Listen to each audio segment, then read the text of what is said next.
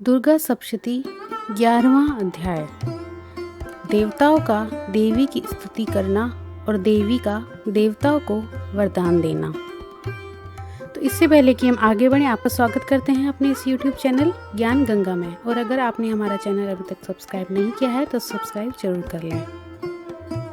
तो चलिए बढ़ते हैं अपनी अध्याय की ओर। महर्षि मेधा कहते हैं, दैत्य के मारे जाने पर इंद्रानी इंद्रादि देवता अग्नि को आगे करके कात्यायनी देवी की स्तुति करने लगे। उस समय अभीष्ट की प्राप्ति के कारण उनके मुख खिले हुए थे।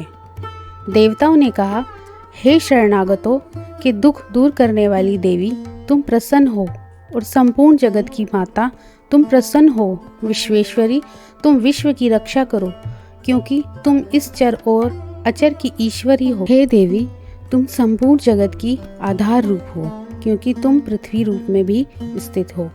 अत्यंत पराक्रम वाली देवी हो, तुम विष्णु की शक्ति हो और विश्व की बीज परम माया हो, और तुमने ही इस संपूर्ण जगत को मोहित कर रखा है।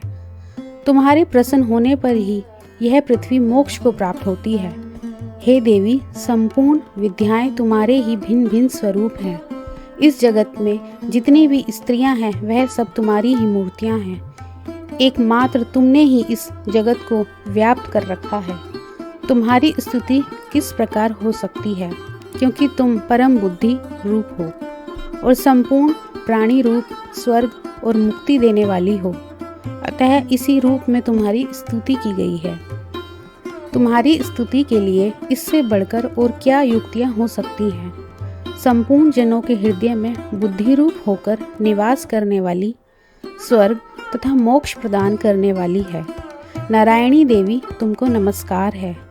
कला, काष्ठा आदि रूप से अवस्थाओं को परिवर्तन की ओर ले जाने वाली तथा प्राणियों का अंत करने वाली नारायणी, तुमको नमस्कार है। हे नारायणी, संपूर्ण मंगलों के मंगल रूप वाली, हे शिवे, संपूर्ण प्रयोजनों को सिद्ध करने वाली, हे शरणागत वत्सला, 3 नेत्रों वाली गौरी, तुमको नमस्कार है।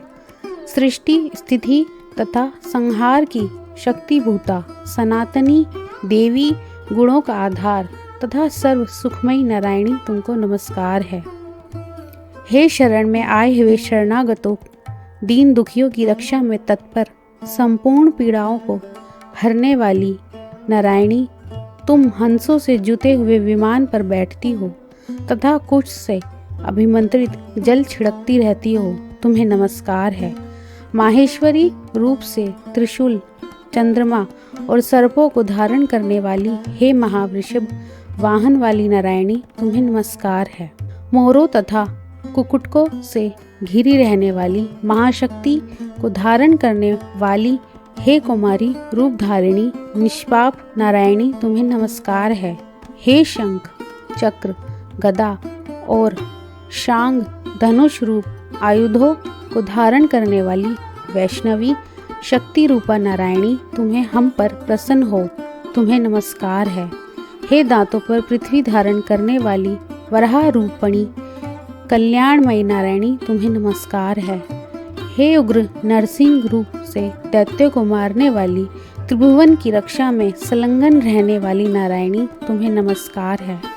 हे मस्तक पर किरीट और हाथ में महाव्रज धारण करने वाली, सहस्त्र नेत्रों के कारण उज्ज्वल, वृत्सासुर के प्राण हरने वाली ऐन्द्री शक्ति, हे नारायणी, तुम्हें नमस्कार है।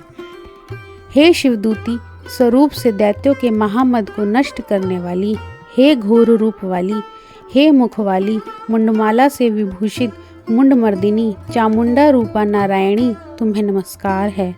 हे लक्ष्मी, लज्जा, महाविद्या, श्रद्धा, पुष्टि, स्वधा, ध्रुवा, महारात्रि तथा महाविद्या रूपा नारायणी, तुम्हें नमस्कार है। हे मेधा, सरस्वती, सर्वोत्कृष्ट ऐश्वर्य रूपिणी पार्वती, महाकाली, नियंता तथा इशारू रूपिणी नारायणी, तुम्हें नमस्कार है। हे सर्वस्वरूप, सर्वेश्वरी, सर्वशक्ति युक्त देवी, हमारी भय से रक्षा करो, तुम्हें नमस्कार है। हे कात्यायनी, तीनों नेत्रों से भूषित, यह तेरा सौम्य मुख सब तरह के डरों से हमारी रक्षा करे, तुम्हें नमस्कार है। हे भद्रकाली, ज्वालाओं के समान भयंकर, अति उग्र एवं संपूर्ण असुरों को नष्ट करने वाला तुम्हारा त्रिशूल हमें भयों से बचाए, तुमको नमस्कार है। हे देवी, जो अपने शब्द से इस जगत को पूरित करके दैत्यों के तेज को नष्ट करता है, वह आपका घंटा इस प्रकार हमारी रक्षा कर, जैसे कि माता और अपने पुत्रों की रक्षा करती है। हे चंडिके, असुरों के रक्त और चर्बी से चर्चित जो आपकी तलवार है, वह हमारा मंगल करे, हम तुमको नमस्कार करते हैं। हे देवी, तुम जब प्रसन्न होती हो तो संपूर्ण रोगों को नष्ट कर देती हो, और जब रुष्ट हो जाती हो तो संपूर्ण वांछित कामनाओं को नष्ट कर देती हो।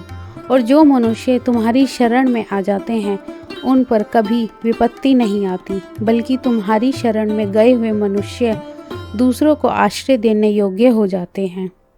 अनेकों रूपों से बहुत प्रकार की मूर्तियों को धारण करके इन धर्म द्रोही असुरों का तुमने संहार किया है। वह तुम्हारे सिवा और कौन कर सकता था।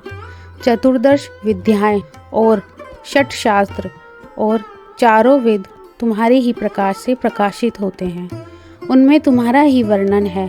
और जहाँ राक्षस, विशैल, सर्प, शत्रुगण हैं, वहाँ और समुद्र के बीच में भी तुम साथ रहकर इस विश्व की रक्षा करती हो।